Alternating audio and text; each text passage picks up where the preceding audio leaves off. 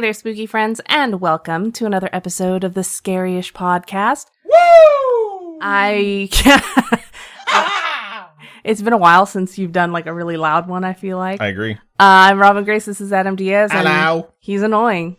I hate you so much. We are a podcast that covers just random topics that range from true crime, ghosts, haunted things, aliens. We do natural disasters. We do a little bit of everything. Scary stuff, basically. Yeah, scary stuff. You could call us Scaryish. Yeah, we're aptly named. We did a good job with that. So this week, our patrons over on Patreon helped us choose our topics. Indeed, they did. Adam definitely had his topic sort of picked out. Yeah, I did tornadoes 2 episodes ago, and I talked about wanting to do hurricanes my next episode, and then I was like, oh no, we're going to have the patrons pick, so make sure hurricanes is one of the options. And they were nice enough to make it the highest selected choice of all, I think, 6 options. So I was like, yes, I can do it. And mine is going to be medical mysteries. So yeah, hopefully it'll be interesting for you folks. Yeah, all chosen by the patrons. So thank you so much to you wonderful folks. If you're looking to sign up to tell us what to do, go over to patreon.com/scarishpodcast and sign up. I think the choose your own adventure tier is what we call the one that gets 2 bosses around. And that's as low as $3 a month, which is not a lot. That's like a candy bar nowadays. Things are so expensive now. Oh man, $3? Like, what can you can't even buy a Starbucks for $3. Crazy. Is that what they're called? When you go to Starbucks, do you say, I'd like 1 Starbucks, No, please? but like you used to be able to buy like a Frappuccino when they first started, for like $3, but Indeed. So much for that. It's like $7 for a It's less than a gallon of gas, depending on where you live. It's like half a gallon of gas out here in California. It sure is. But so before we go any further, I just want to give a shout out to Shannon, Dolce, Ethan, and Carl Olav over on Patreon. You guys are some of our biggest supporters, and we love you guys for continuing to support us through this crazy time. Yeah, thank you so much. It really does mean the world to us. So yeah, we're gonna go ahead and move forward with this episode. Before we do, though, I did want to give a quick personal update. I know I've mentioned that I've been like working my butt off and things have been He's got a new job, rough. y'all. Not necessarily a new job. I got a promotion at work and it's a pretty big step forward. And so now he's like tired and busy all the time. Not necessarily, but I'm very, very excited. It's what inspired my woo at the beginning of the episode because it's, it's good. It's my first official week doing it. My first official week being paid to do it, basically. So it's going to change my dynamic at work quite a bit. I might have more work to do outside of my normal working hours, but so if we're late on episodes, it's just life is hard. Could happen. Going to try and get to a point where it doesn't, but I know the last 2 episodes have been on Wednesday. It's just worked out better because Mondays have been absolutely batshit insane between like evaluations and interviews and now like being told like, hey, you're the dude, you're in charge. So figure out how you want to handle everything. So this Monday was definitely crazy. It was like the announcement tour where we got to tell all the departments and my peers, and it's just been like kind of a whirlwind the last couple of days. But yeah, it's a huge step forward, and I'm very excited for it. So nice. Everyone out there is like, fuck you. And I just want to say thank you. I appreciate that. The well wishes are felt. But yeah, outside of that, man, things are good. Robin had a con on Saturday. Yeah. I attended half of it. It rained a fuck ton. It rained a bunch. It was so dead.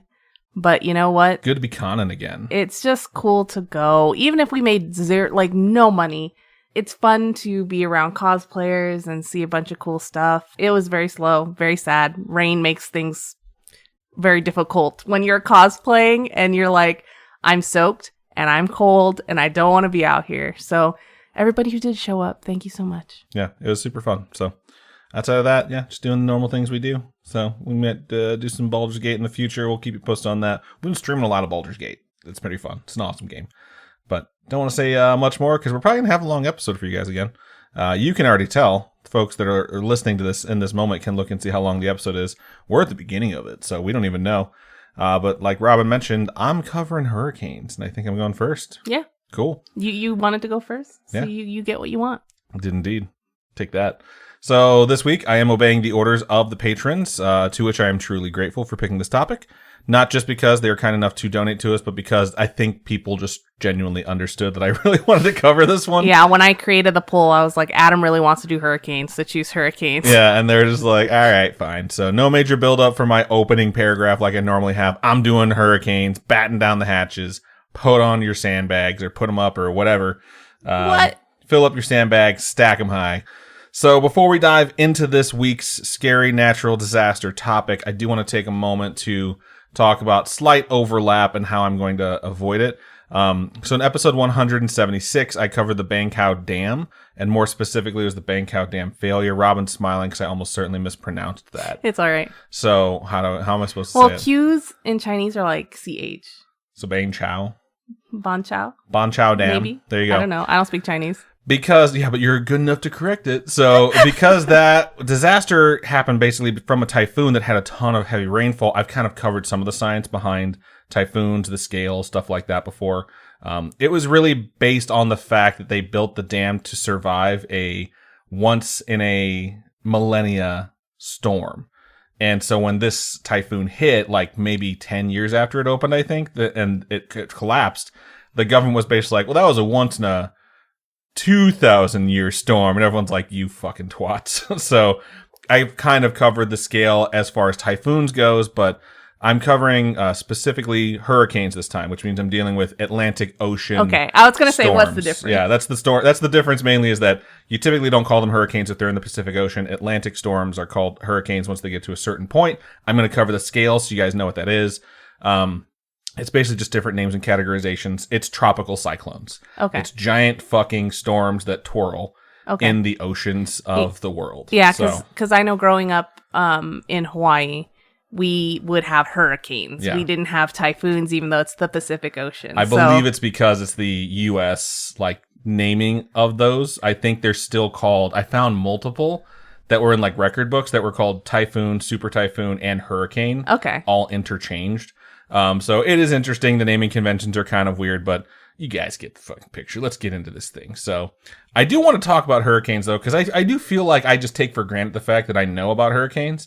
My interest in meteorological events is, more than the average bear. I'm definitely very interested. I used to want to be a meteorologist when I was a kid. So different. Don't want to assume people that are not in hurricane zones or live in Europe perhaps that aren't like familiar with storm systems coming every fucking year during storm season. They just might not have that knowledge. So I'm just going to run through it. So the cycle that basically happens is there's storms in the continent of Africa that move west to east. So they slowly move outwards into the Atlantic Ocean.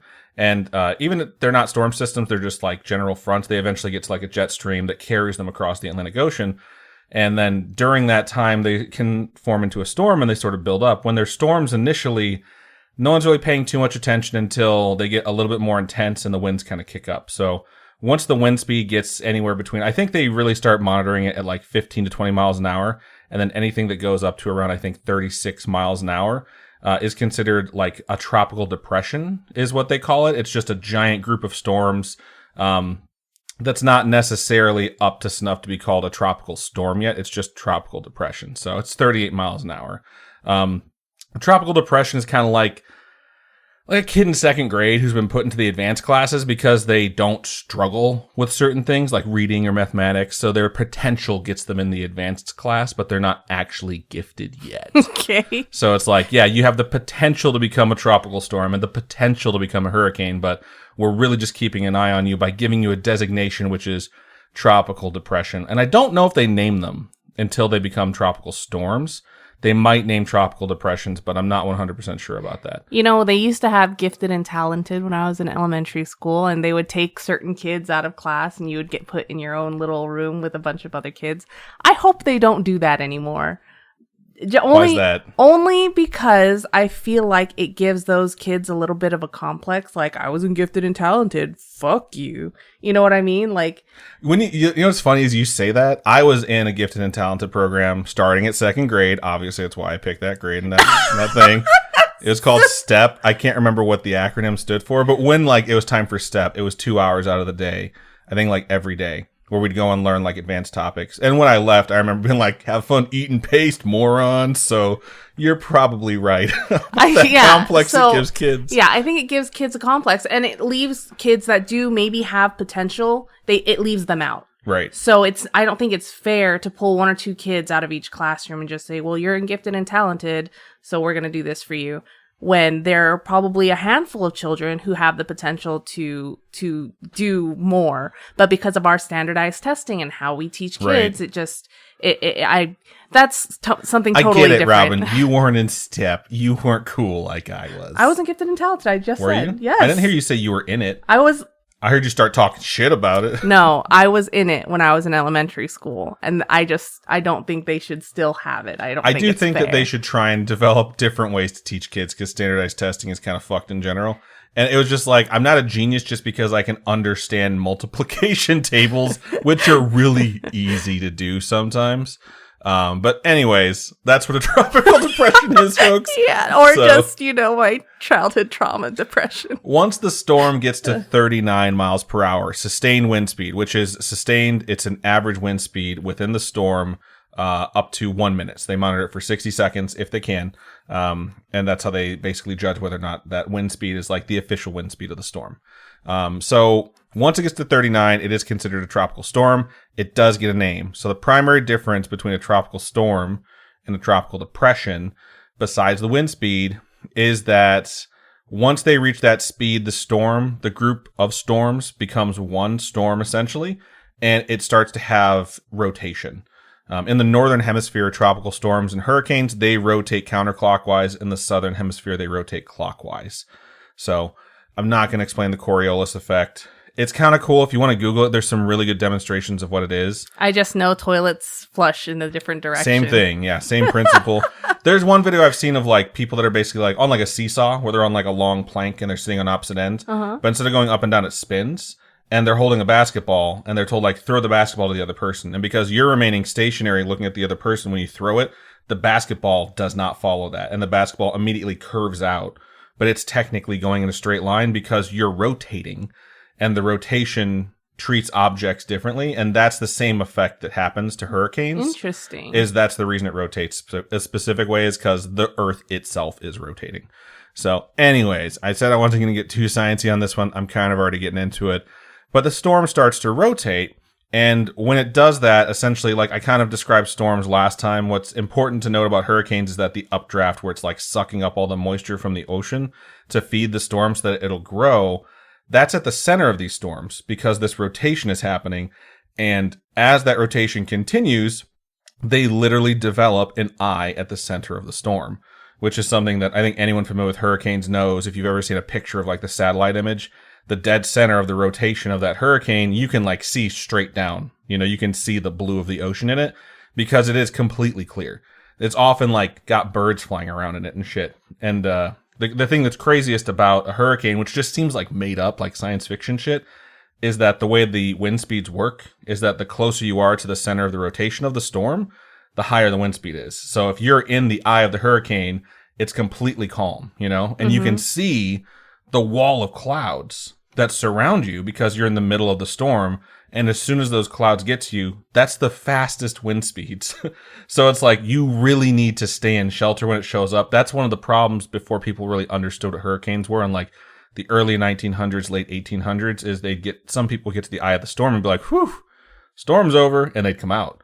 And then the storm would keep moving, and the wall of clouds they may not have been paying close enough attention to would just absolutely decimate anyone who came out. So it's kind of a horrifying thing if you really think about it. So when you think about what a hurricane is, after like listening to all that, this giant rotating cloud of rain and wind, it basically just sounds like they're giant fucking tornadoes. And they kind of are in a way, except the entire storm system is the tornado, basically. When I say giant, I really do mean giant. Like, the best way I can give you an example, like a tornado is localized, a mile-wide base is enormous, It's something mind-blowing. The largest hurricane / typhoon ever recorded was Super Typhoon, I think Tip or Tin? Yeah, Tip. And it took place in 1979, so it's not that long ago. And the storm had a diameter of 1,380 miles, which is huge. If you're like, I don't really know how big that is. If you were to take this storm and set it over the continental United States, it was larger than the southernmost part of Arizona straight up to the Canadian border at the top of our country. So it would literally cover all of America from north to south in that portion. That's how fucking long it was, or excuse me, how tall it was. And then it would have covered from like the westernmost border of California, which is the ocean, all the way up into Kansas, almost to the border of Missouri, which is fuck nuts. It's basically, it was 2/3 the size of the continental United States. It's huge. And that's a massive fucking storm system. So when these things grow very big, they are just monsters that are going to show up and just completely destroy whatever's in their path until they eventually dissipate. And it takes days, sometimes weeks for them to dissipate.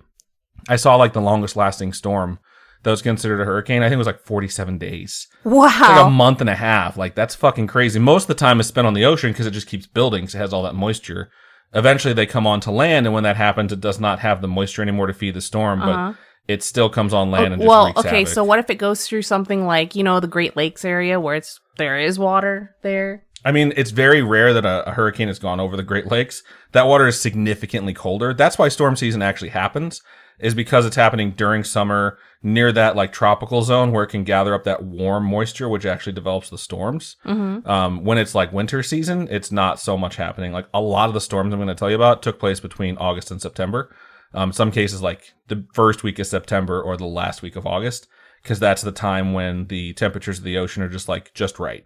It's also the reason why people keep saying like global warming's an actual fucking thing. And if we're monitoring the temperature of the oceans rising, this means that storm season lasts longer, and that sucks because storms can get really, really bad. We're traveling August, September, so I'm hoping we don't. I'm aware, but we're not flying like super low altitudes where we're going to go through a hurricane to get there. I also realize now that like describing like the geography of the United States might not have been helpful to some folks. Robin. Okay, so people that are not from the United States don't realize how large the United States actually is. So us, driving here from Southern California to, if we wanted to go to Sacramento, we would have to drive, 8 hours? Like 8 hours, yeah. It's really, and we would still be in California. Yeah. That is how big the state of California is. If I wanted to drive to meet with my family back in Northwest Indiana, it would be around 30 hours. And that's like, you hear 30 hours driving like in one direction. There's still like another 14 hours to go before I get to the East Coast. Like, you can take a train from London to Paris and it's like 3.5 hours or something. Right. It's just insane. To be fair, like, I think the best thing that you can really equate it to, especially if you're from Europe and you're not sure on the scale, is our states are the size of countries. Yes. They're very, like, Wisconsin and Germany have nearly identical square footage, like square mileage. Just Wisconsin? Yeah, so that's why, like, when I see things that talk about, like, Germany's economy and how strong it is, like, I think it was, like, third best in the world for the longest time. I'm like, that country is the size of Wisconsin. And then 1 and 2 have just, like, for the longest time been America and China, which are huge What countries. is the largest state?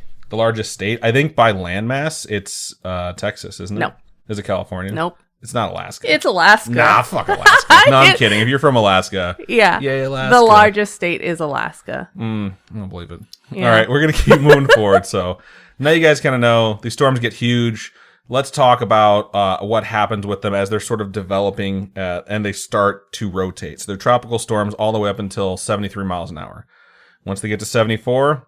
congratulations, you have fulfilled your potential. You're not the kid in second grade just going in there because you're good at multiplication tables. Like, you're officially a hurricane, and kind of like a gifted and talented kid that did really well in school and then gets into a really good like university. Like, they open the doors and you walk through. As soon as you get there, you start being rated. And guess what? You're on the bottom fucking rung, my dude.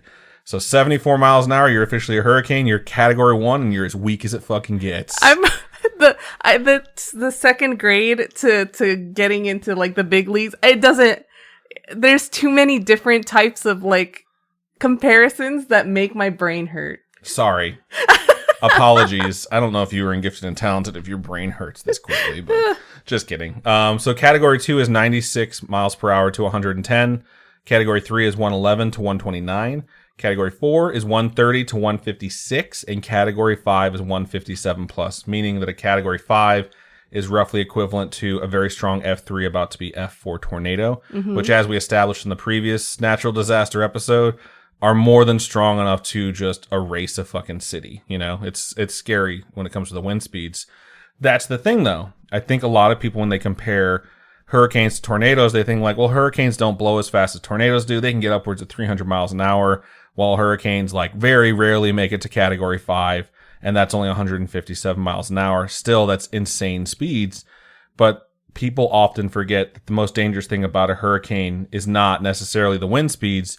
And in a lot of cases, like the Ban Chao Dam, did I say it right this time?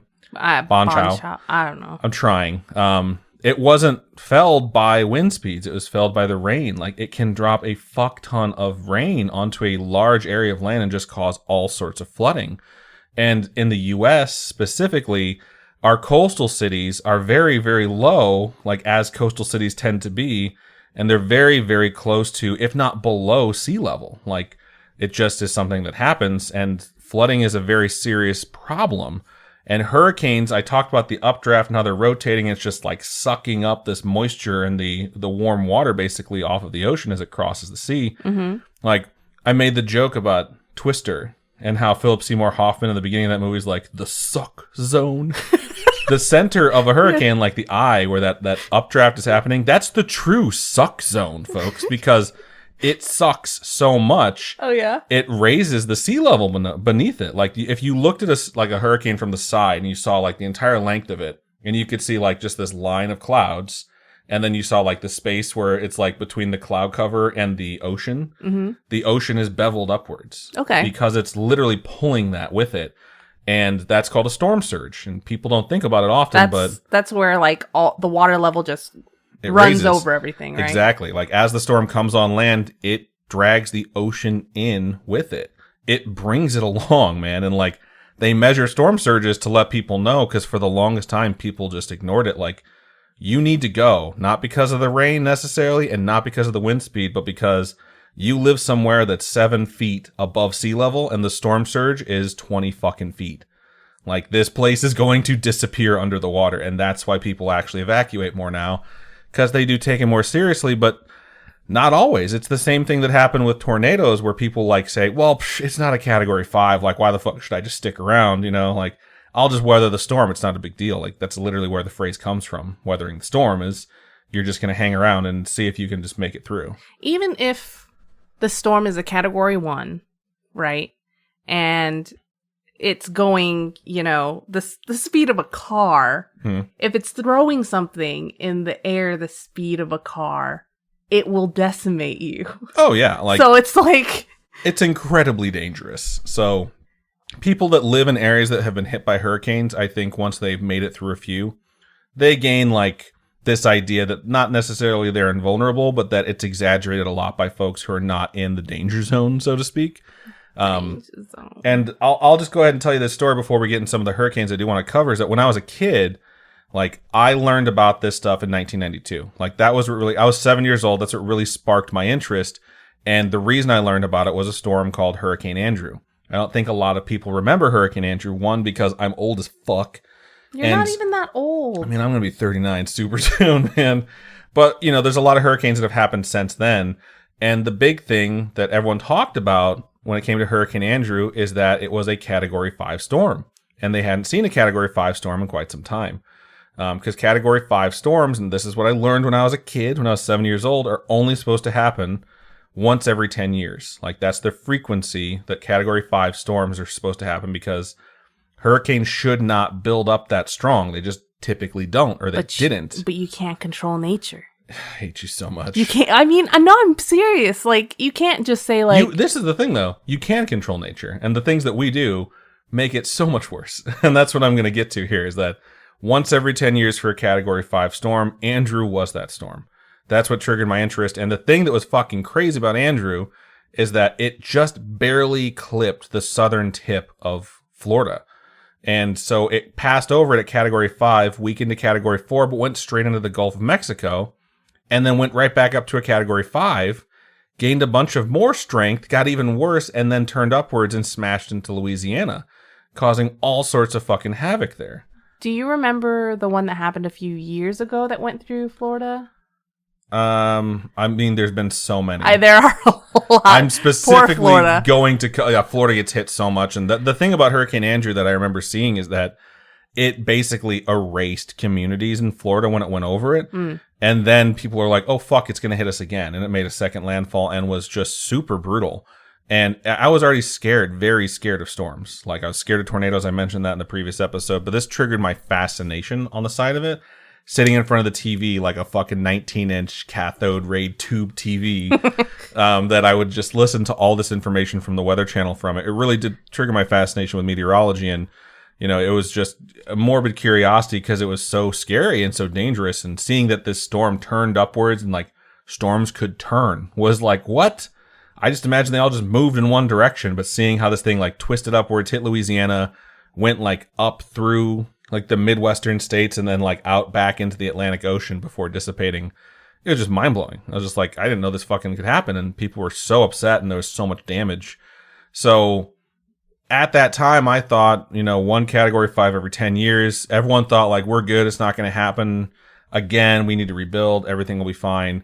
And now we're going to get into the first one that I really do want to cover a little bit more in depth than just like my fascination with it. So in 2005, 13 years later, it was storm season again, and people were mentioning the fact that they think global warming, which is what it was called then, climate change is what we call it now, is a thing. And there's still, you know, a lot of people out there who will debate this like till their death if they need to. But one of the main things they're pointing at is like the ocean temperatures are rising, and while that might not seem like a big fucking deal for people, we're getting more and stronger storms. And like 2003, there was a Category 5. 2004, there was a Category 5. And it's because there's so much more water for it to pick up, right? The the temperature being hotter means that the conditions are better further out for it to form storms. Okay. So it's not just forming the closer it gets, it's like forming out in the fucking ocean. So they're hurricanes before they even get near land. And in a lot of cases, they used to show up and they were only tropical storms. And they only used to be like hurricane Category 1s. But we had, you know, a Category 5 in 2003, Category 5 in 2004, and then 2005, there was 4 fucking Category 5 hurricanes that hit the United States. That's insane. It was unheard of. The once-in-a-decade event happened 4 times in 93 fucking days. And it's just crazy to think that that's happening. And since I'm talking about 2005, anyone who was alive back then probably knows what I'm going to get at. There's probably people listening to this that weren't born yet. There might be. So in 2005, on August 23rd, a storm formed out in the sea, and it formed very close to the United States. So people were just like, well, this one we're not going to worry about. It wound up forming in an area just north of fucking Cuba. So it was almost here when it started to form. And there was not a lot of warnings out there, just like, hey, you know, we just got hit by a fucking Category 5. There's another one developing out in the ocean. This one should be okay. And then it went on a similar path to Hurricane Andrew in 1992. It hit the tip of Florida, but it was barely a Category 1 when it made landfall. So Floridans were like, not a big deal. We're done with that one. Let's move on to the next one and get ready. But it crossed over into the Gulf and it started to gather strength. And it did this very rare thing that hadn't been seen since Andrew. It slowed down. Instead of like moving on a straight line, it slowed down and started to turn upwards again. In the matter of, I think, 24 hours, it moved to a Category 2 and then all the way to a Category 5, sitting in the Gulf of Mexico, steered towards Louisiana. And even then, it started to lose strength the closer it got to landfall. It was only a Category 3 when it hit Louisiana the same way Andrew did. This storm was called Hurricane Katrina. And I waited to say that because Katrina's the one. There's been so many Cat 5s. This was 19 years ago. But people that are my age or people that are younger, if you say hurricane and you think of one specific storm, Katrina's usually the one that comes out of everyone's mouth. And it was a Category 3 when it hit. It wasn't a Category 5. It had just strengthened and got bigger. The thing that happened was Katrina got taken seriously because they said, hey, the storm surge here isn't like anything we've seen before. They usually average between 12 and 15 feet. Katrina's storm surge was 28 feet. And for those that are not familiar with United States geography, the city of Louisiana is below sea level. Well, first, right? Louisiana's the state. Okay. The city of New Orleans is below sea level. Yeah, absolutely. And it was going to be a dead center hit. Remember when Adam made a comment about me in geology, guys? Remember when Robin made a comment about her being in advanced classes? Wait, I just said geology. Geography. Okay, Robin, which one's which? Utah, Ohio. Okay, I've mixed it up. I've mixed it up so many times. Ohio is the one that's on the Midwest or mid-east, mid. You know what I mean? Midwest, Mid-east. The Middle East, right by Iraq. It's like by the East Coast. Utah is the one that's right next to Nevada. It's not by the East Coast, but yeah, you're correct on the kind of. Okay. It's by Indiana. That's all I know. It is next to Indiana, which is not by the East Coast. But let me just keep going here. So Katrina hits. Do you or do you not have Eastern time zones there? I lived in the Central time zone. Suck it. Is there an Eastern time zone there in Indiana? In Ohio, yeah. Okay. Got it. I'm just covering up. Only 3 of the counties within Indiana, of which I think there's like 60, are Central time zone. And I was lucky enough to grow up in Central because Eastern time zone sucks.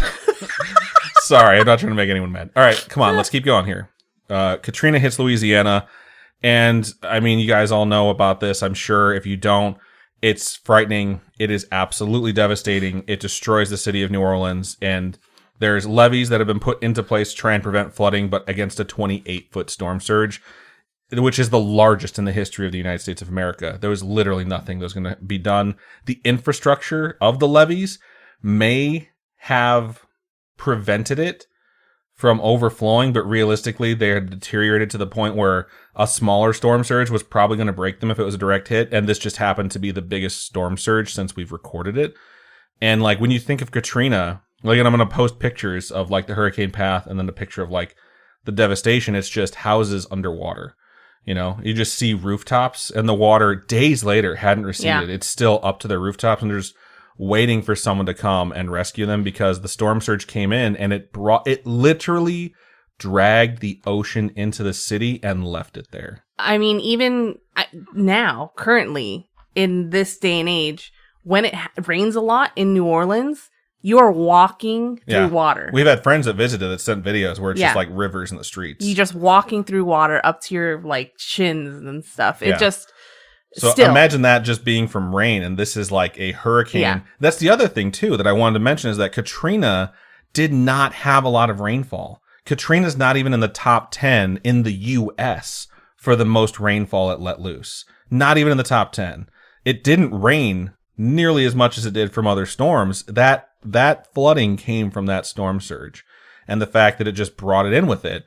And this is kind of crazy. This just tells you like what the path Katrina took. Katrina is only in the top 10 for rainfall in 3 states. Ohio, which we just talked about, Kentucky, and Indiana, which are all Midwest states, because it just decided that it was going to wander through the Midwest before it went towards the northeast part of the United States and then dissipated. And all the other states, because they've seen more hurricane activity, it didn't register in the top 10 because it really didn't rain a lot. It was just very, very windy, and it had this storm surge, which once the water got left behind, once it dragged it onto land, the storm dissipated fairly quickly, I should say. It was absolutely devastating. 1,836 people died from Hurricane Katrina, from a Category 3 when it made landfall. It's the 4th deadliest hurricane in U.S. history. The amount of damage done, though, which was caused almost entirely by flooding, is estimated to be $196.6 billion with a B dollars of damage. $200 billion worth of damage from primarily flooding. That remains to this day the most expensive and costly, however you want to put it, natural disaster in the history of the United States. Like, you think of all the natural disasters that this country has had, like, I always just assume Mount St. Helens was the one. I don't know why I assume that. Or like the city of San Francisco getting flattened by that earthquake. No, it was Katrina, and it was Katrina by a fucking long shot. Like, I think $80 billion. It's crazy. Like, adjusted for inflation, it is by far and away the most devastating disaster to ever happen to the United States. So the Katrina was like the one, you know, it's the one that I think people think about the most. It's the one that I wanted to mention, but doing some research, I was like, I don't just want to talk about Katrina. I knew I was going to mention Andrew because that was the one that triggered my fascination. There's another one I want to talk about that I had heard of that I don't know if a lot of people have heard of, but it's one that dates back to the year 1900, and it's called the Great Galveston Hurricane, which, despite its name, it was not great. It wasn't even good. It was not a good time. So 1900 obviously is a long time ago. It's worth noting we did not used to name storms back then. I think 1957 is when we started giving them names. So people used to just call them things like the Great Galveston Hurricane. But 1900 is a long fucking time ago. It's 124 years ago. Y'all remember 1900, right? Yeah, I'm 124 years old. Bring Air it on. conditioners hadn't been invented yet. They're still like 3 years away. So fuck. Wow, Life sucked. air conditioners were invented in 1903? I think it was 1903 or 1904. Get out. Interesting fact, 2 million children between the ages of 10 and 15 had 40-hour-a-week full-time jobs because child labor laws didn't exist. And another fun fact about the year 1900, life expectancy was just over 46 years. Wow. Holy shit. 46 years, yeah, man. and it's funny because there's so many memes now about, you know, how our generation is redefining what age looks like. Because you watch things, there's a TikTok I've seen where you watch a show like Cheers or something, and all those people this person's 29 and they just our look age. Yeah, they look and rough. It's painful to see that those people were supposed to be what we are supposed to look like now, and we do not look like that. Yeah, like I'm older than Cliff the Mailman was supposed to be in Cheers, and I definitely don't look like that. So yeah, it's crazy. But anyways, 1900, if you got to 47, you're doing all right. You live past the time that people expect. I think women were supposed to live till 48, men till 46. That's still so fucking low. At this point in time, though, in the year 1900, a town down on the southeast coast of Texas was going through some changes. That town was called Galveston. Shocker. It was considered a boom town at the end of the 19th century. I mean, it's not shocking. It's a very nice place. It's like an island that's on the southeast coast. It's just off of I shouldn't say just off, but it's closest to Houston if you're thinking like major Texas cities. But yeah, it was a boom town, which is, for those of you who don't know what that is, towns were being invented in certain places back in the day in the United States. And if their population started to shoot up, they were called a boom town. San Francisco was a boom town because it was supposed to be just a mining town. And then everyone was like, this place is pretty fucking nice. Next thing you know, it's this major metropolis. And in 1890, 29,000 people lived in Galveston. By 1900, only 10 years later, 38,000 people lived in Galveston. It's a huge jump. That's like 20-something%. I didn't do the math, but that's a big jump, especially when you consider that like the world population in 1900 was only like 50,000 people. There was barely anyone alive. I'm obviously joking. It was like 1.6 billion. But still, the point I'm trying to make here is a lot of people were moving to Galveston. A lot of things were being developed. It was basically under construction to accommodate all these new folks. This local government was trying to make sure there's places for people to move into, and there's amenities, things like that. Some of these folks did start to express concerns, though, because the areas that they were clearing were like natural formations, especially like sand dunes, to accommodate the fact that their population was growing. And they're like, hey, that's something that is there to kind of protect us from storms. And the local government was like, it's fine. Like, we want people to move here, don't we? Considering the things that have happened in Texas, I'm not shocked. And this is 1900, so it was really setting the stage for things to come. And around that exact same time, this weak-ass tropical storm hit the Dominican Republic, and they thought, meh, it wasn't a big deal. It continued, and it ran right over Cuba, like the long way, because Cuba's a pretty big island. Long way. Left to right. It's like a piece of corn, Okay. And it went across this the long way. That's the only way you eat corn. I know. It's the best way to eat corn. The long way. But anyways... It crossed Cuba. It didn't really have much damage over it. It was just, kind of a rough storm. And then it gets to the Gulf of Mexico again. And it does the thing that I've mentioned a few times. Stop me if you've heard this before. It started strengthening. In this case, it doesn't turn north like Andrew or Katrina did, which obviously happened in the future. It just sort of churned ahead. And it grew to a Category 4 hurricane. It had sustained wind speeds of 145 miles an hour, so about 12 miles an hour off of being a Category 5. Galveston knew a storm was coming, but there's not a whole lot of advance warning aside from like hearing a storm is making its way towards you. You don't really know what kind of a storm it's going to be. We, weren't naming them then, so they just knew it was a hurricane. That's about as much as they knew. So they did what they could, but the storm itself, I should mention, was not record-setting. Like, the storm wasn't the widest or tallest. It didn't have the lowest barometric pressure.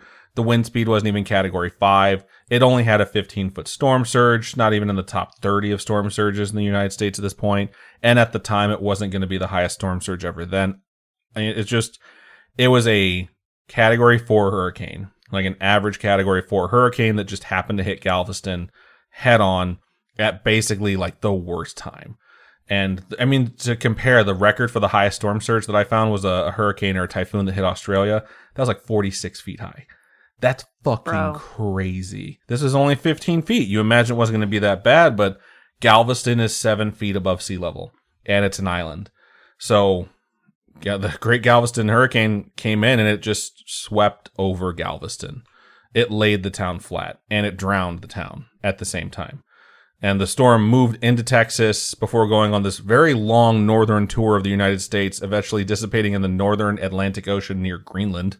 Like, it just kept fucking going, but the devastation in Galveston was incredible. Like, I'm going to post a picture of it on our Instagram. Like, the town is essentially all but wiped out. The fatality count that you can find from this is between 8,000, which was reported a lot in the time it happened, but as time went on, they started to include people that went missing during the storm and were just never found in the total as well, which puts the death toll a lot closer to 12,000 people. Reminder, this place had a population of 38,000. So 1 in 3 people in Galveston died from this storm. Like, imagine that. Like, just imagine going to work. Like, whether you're like working from home or you work in an office, and just imagine like going in there, whether you're like in a meeting room or in a lunch room, seeing like your peers, or a break room that everyone's hanging out in, and just look over those folks and just think to yourself, like, what if 1/3 of these people were just gone? And that's what happened. And like, this was a very small, tight community that was growing, and people were very excited. And suddenly the infrastructure was gone, and 1/3 of the people were gone. Like, imagine if you just have 2 friends at work. You don't talk to anyone else. You're like, this place sucks, I hate it. And 2 people at your job are like, I also agree, this place sucks and we hate it. And it's just the 3 of you.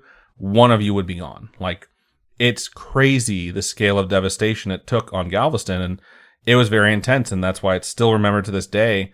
It's still called the Great Galveston Storm, the Great Galveston Hurricane, because it was so substantial, and it wrecked the community, and it had to rebuild from a place that places didn't have to yet in the United States. Like, nothing had really happened like that. And it's still, even if you only count it at 8,000 people, the deadliest natural disaster in U.S. history. Like, 8,000 is almost double the closest next thing.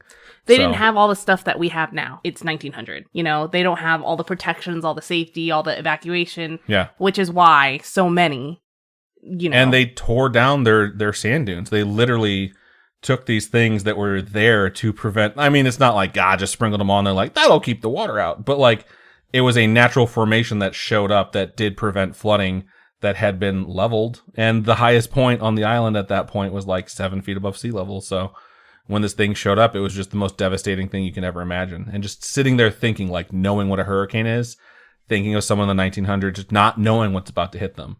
Like, how horrifying that must have been for those folks. Like, the people that survived, like, must have had the worst post-traumatic stress disorder. And then the worst part is, you're still in Galveston where storms are still going to hit, and you just never know.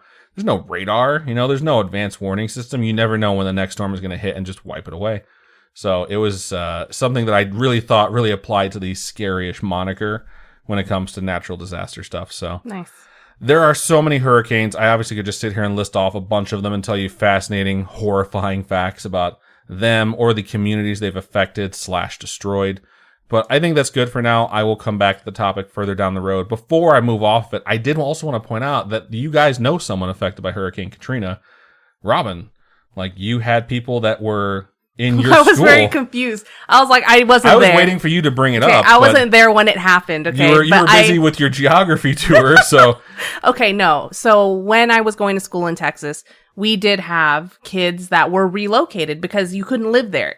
I mean, everything was just underwater. So they had these kids get relocated with their families, obviously, to, I lived, in the Dallas-Fort Worth area. And so we had kids from New Orleans at our school. They were sent to live in the area, go to school in the area. And it was just something that I don't think a lot of folks really understand when like devastation happens on a scale like this, the effort it takes to just return someone's life to anywhere near normal. Yeah. Telling someone like, you're going to go a few hundred miles away to just finish up your schooling. We're going to move your family into temporary housing type of things. Like, that's something they had to do for a massive amount of people because of what happened, and it happens frequently. So when you see things that happen in the world, like usually it's like war, where you see like war-torn refugees crossing borders, like that's the sort of shit that happened for Katrina. It just wasn't war. It was just a straight up natural disaster, and like nearby states like taking people in, like trying to help as best they can. I mean, it's a horrible thing, but humanity does kind of come together in a really nice way.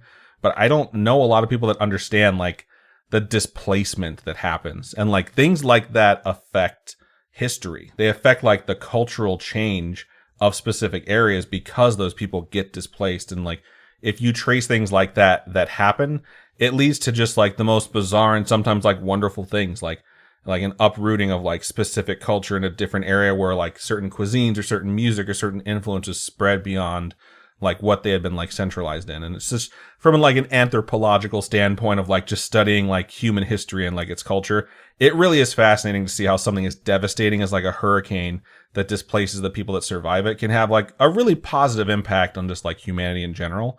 But I just wanted to bring that up before I stopped it, because I know that like the Galveston hurricane is pretty fucking depressing. So I'm like, just gonna put that nice little spin on it before I move off of it. So nice.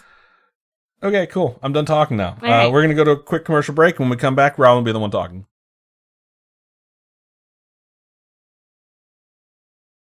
All right. Welcome to my half of the episode.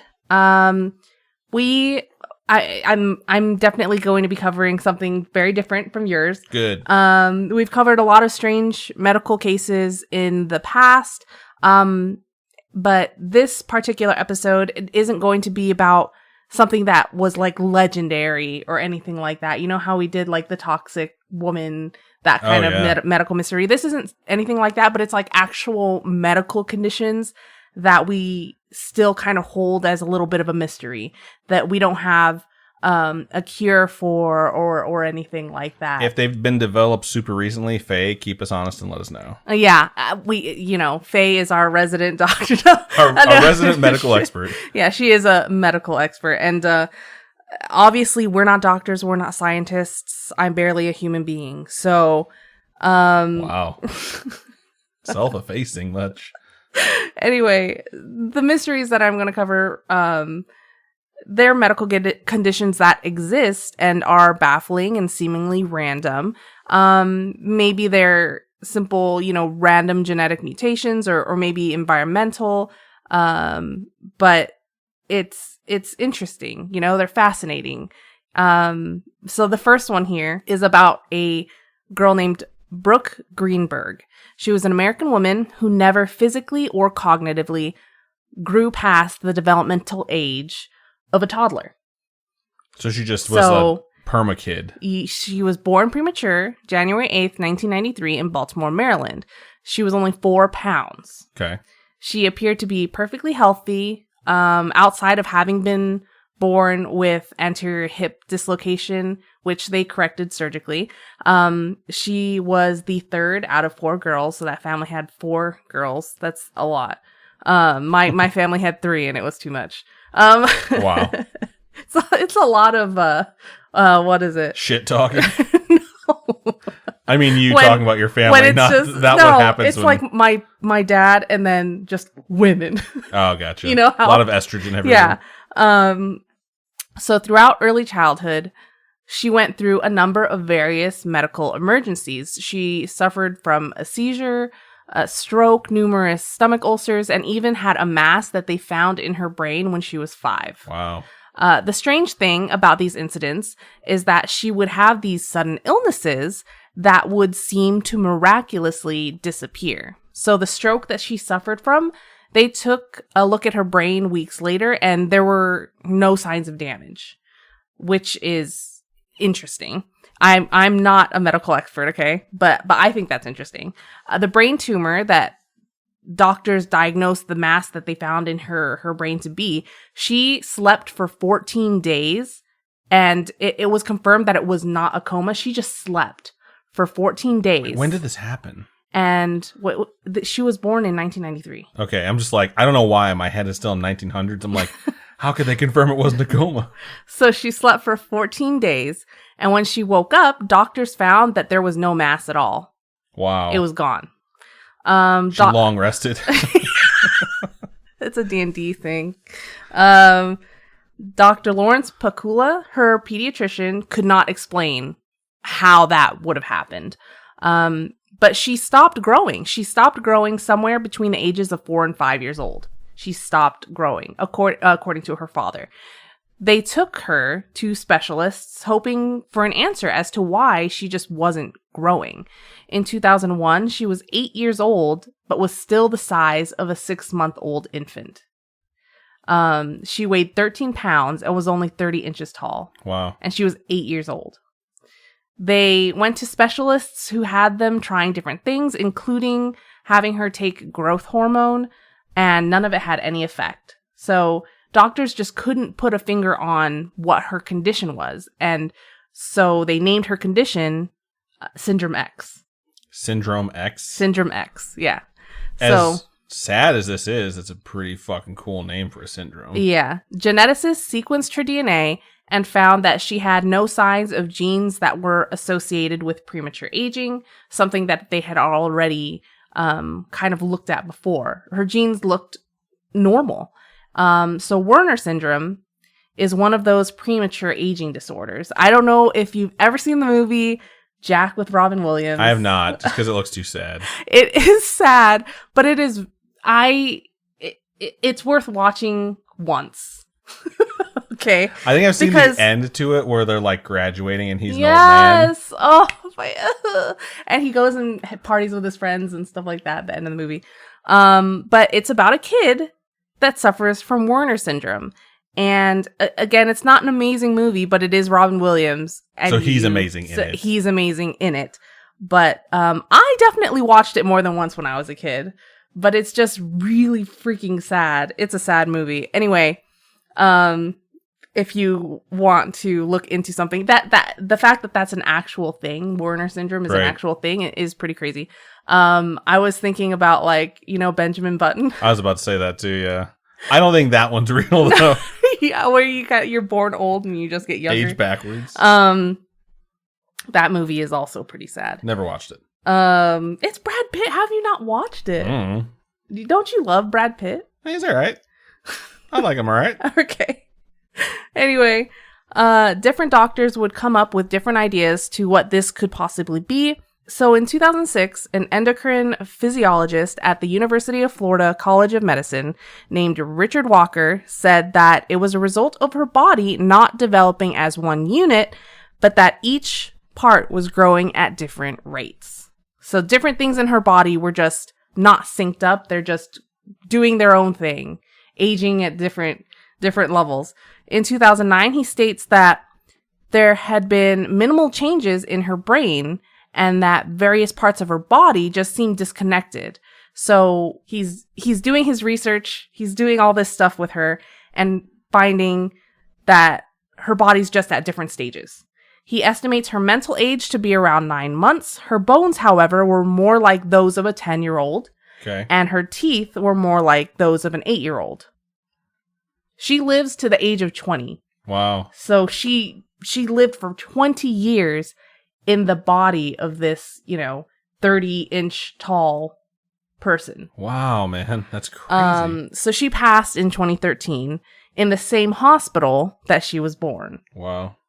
He put her condition to just be a failure of central control genes. Like her brain couldn't control everything all at once. It was just everything's doing whatever they want to do.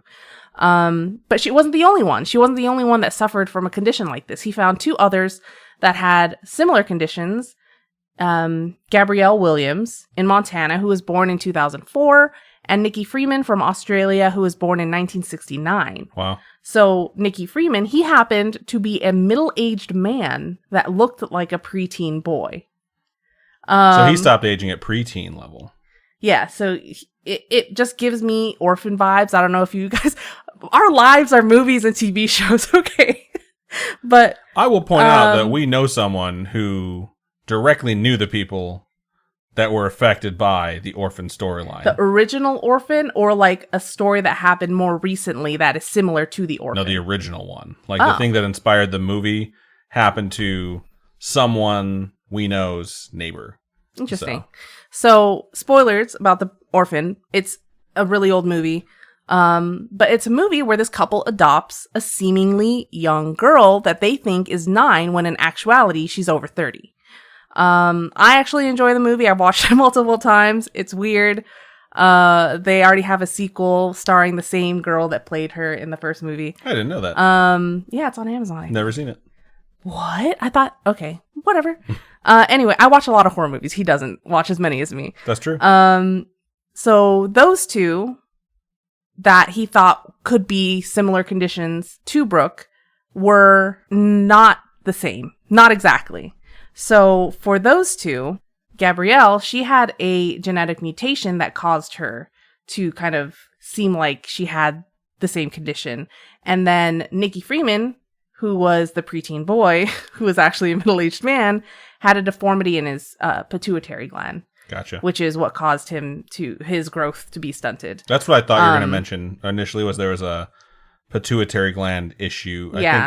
I think for some reason that sticks with me because I saw like the world's tallest man who suffered from giganticism, I think is the actual term of it, was a pituitary issue where it just basically kept feeding him human growth hormone his whole life.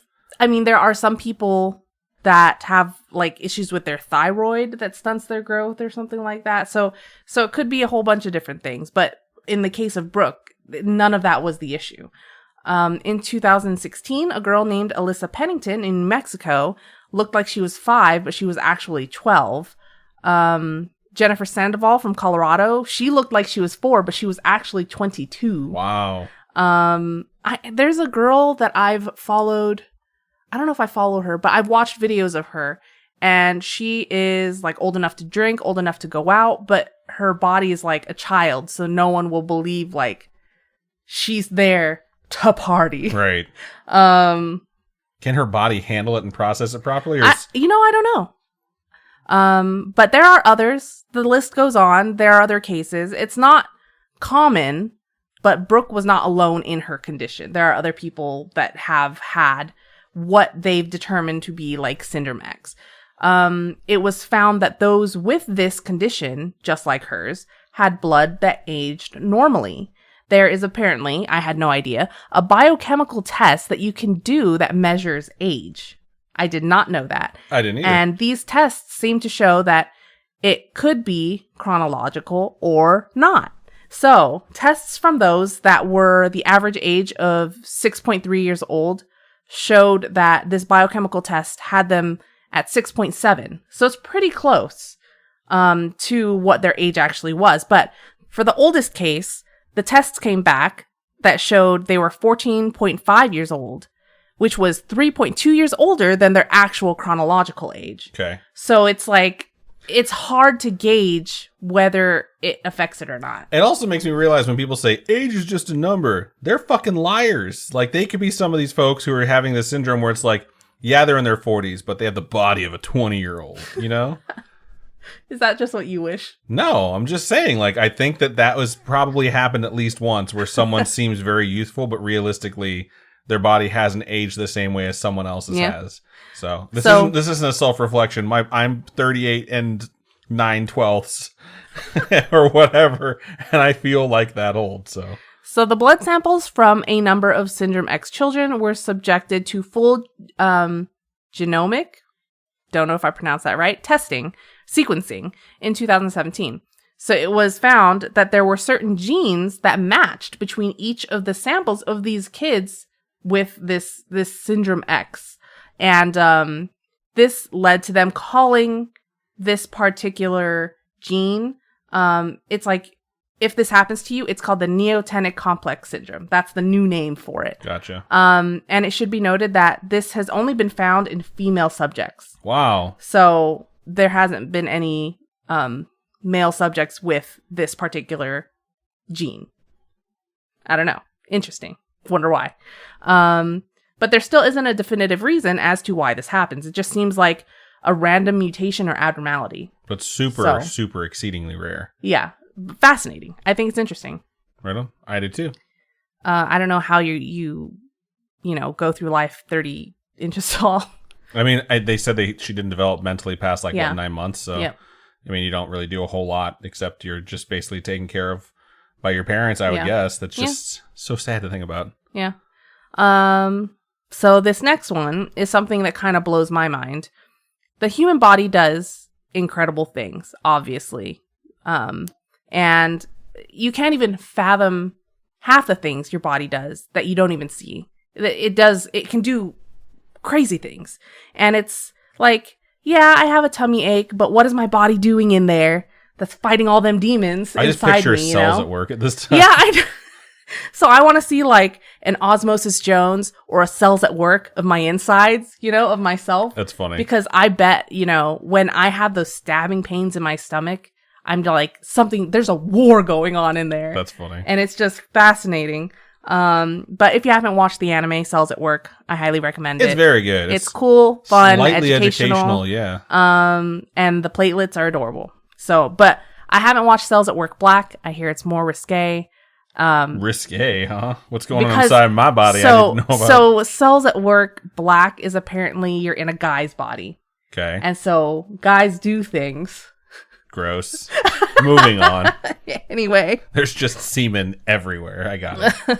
Anyway, there are apparently people out there that carry two differing sets of DNA.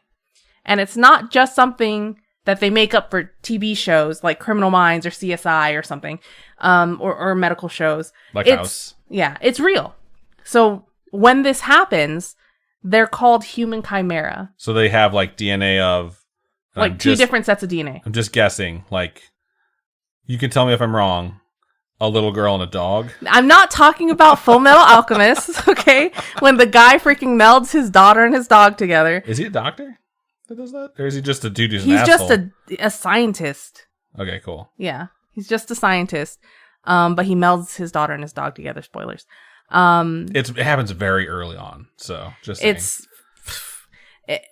Anyway. It's more human, okay? I'm not talking about dogs with human DNA. Okay, you're talking about like I'm talking about a person with two types of human DNA. Yes, two different sets of human DNA. So when this chimerism happens, it doesn't happen to be a result of some fancy science or alchemy or anything like that. It can... If you haven't watched Full Metal Alchemist Brotherhood, you should watch that too. Anyway... It can occur naturally, and sometimes you might not even know that it's happened to you. You might not know that you have two sets of DNA in you because it's not something that you test for. Is it because like you were a twin or something like that? So a way that this can happen is when there are fraternal twins. Gotcha. And one of those embryos dies early in the pregnancy, and the other embryo kind of just absorbs those cells. You eat your twin in the womb. Yeah. So the baby then ends up with two sets of separate DNA. And I'm not saying that this happens every single time. I'm not saying that's incredibly common, but it is something that can happen.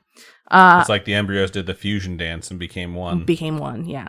Another way this can happen is through a bone marrow transplant, which is something I had no idea. I didn't know that as well. Bone marrow. Can you frame someone that gives you their bone marrow? So let me get to that. What? So bone marrow is the tissue in our bones that makes red and white blood cells as well as those adorable platelets. So when doing a transplant, the recipient goes under chemotherapy or radiation treatment, and that destroys all of the diseased bone marrow. And so then that is then replaced with the healthy marrow. And this marrow then goes on to make blood cells that have the donor's DNA. So now your blood is, you have this other person's DNA in you. So your body is then making this new DNA. Again, it's not something that would happen exactly every time, but it can happen. Some can have a case of complete chimerism, where 100% of the recipient's blood cells have donor DNA, or you could have mixed chimerism where you carry both. So you just have, your body makes different DNA. So you can't necessarily, if you're in that case, frame someone, but you can drag them down with you because it seems like they're at the scene of a crime. Apparently, there is a movie called Bad Blood that came out. What a fucking name! It came out in 2015 about a woman who gets framed as a serial killer because she donated bone marrow to a cancer patient who then uses her DNA in her blood to do so. Interesting. So it got a 4.7 out of 10. It's on IMDb. It has a 4.7 out of 10. I don't know if it's worth a watch, but you never know because Twilight has a 5.3 out of 10 on IMDb, and I could watch that movie on repeat. Rated way too high. Anyway, it can also happen during a pregnancy where the mother will retain some of the DNA from her baby if some of the fetal cells happen to explore outside of the uterus. So this would then be a case of microchimerism. A test for this would be to test mothers of boys, because if she has Y chromosomes, she's got microchimerism, because Y chromosomes are only present in males. And there was a study where they tested the brains of mothers of boys, and over half of them had male DNA. Wow. Even a 94-year-old woman, showing that it could be long-lasting even after giving birth. That's crazy. Isn't it? Fascinating. The body does weird stuff. I think it's fascinating. I don't know. But I don't know if you guys find this type of stuff fascinating. I do. I think it's interesting. We're weird. It's possible that there are a good number of people out there that are chimeras and will never know it. There really isn't a test for something like that for an average healthy person. You're not going to be like, hey, test my DNA, test my saliva, test my blood, test, my ovaries, whatever. Every different part of my body for checking the DNA and if it matches. A woman named Karen Keegan became a news story in 2002 when she found out, while she and her family were undergoing genetic testing to get her a kidney transplant, she wasn't the biological mother of her children, according to the genetic tests, which is weird, right? Considering she gave birth to them. It turns out that the DNA carried in her blood was different than that in her ovaries. It's like you're just getting spare parts. Isn't it so weird? Crazy? It's just so weird. The VIN numbers just don't match up, man.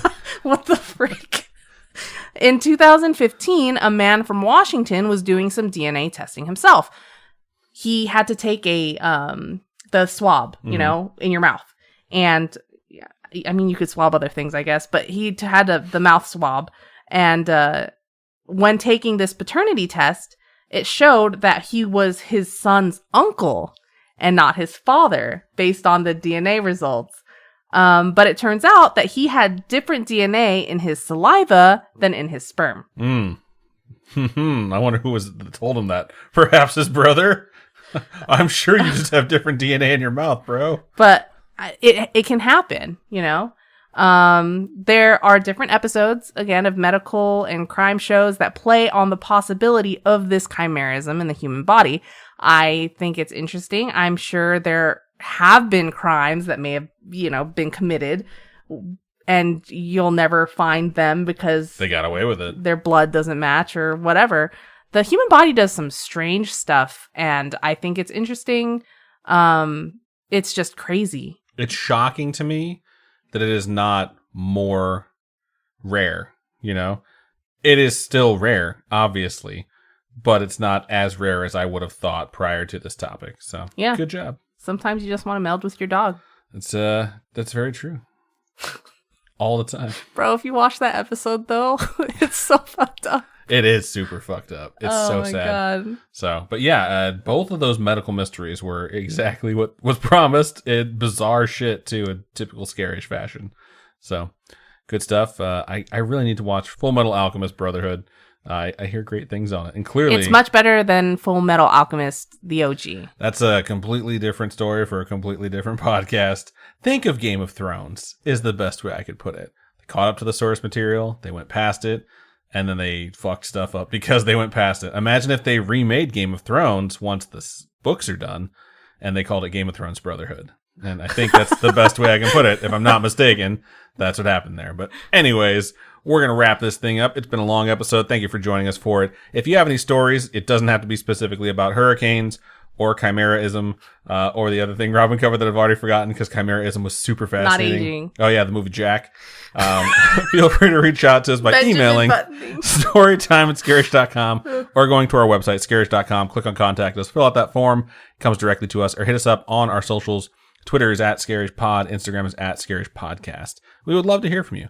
Robin, for folks who would like to donate to us, how can they do so? You can go to patreon.com/scarishpodcast. Tiers start at $1. We got some exclusive episodes on there. I have a story time on there that I edited. So you guys can listen to my editing job and see if it's good. But we have a few different things on there you guys can check out. If you're not into the monthly donation type thing, you can also go to ko-fi.com/scarishpodcast, and those are one-time donations. But you guys really help us keep this show going, and we really couldn't do it without you. Yeah. Thank you to everyone. Seriously, we appreciate all of it. But yeah, I think that's just about everything we got for this episode. Long story short, Band-Aids don't fix bullet holes. So Robin, why don't you go ahead and sign us out? Wow, you really had to sneak in the Taylor Swift Bad Blood. No, you got Bad Blood. The song came out before the movie, I'm just saying. God, keep on creeping on, and we'll talk to you guys later. Bye.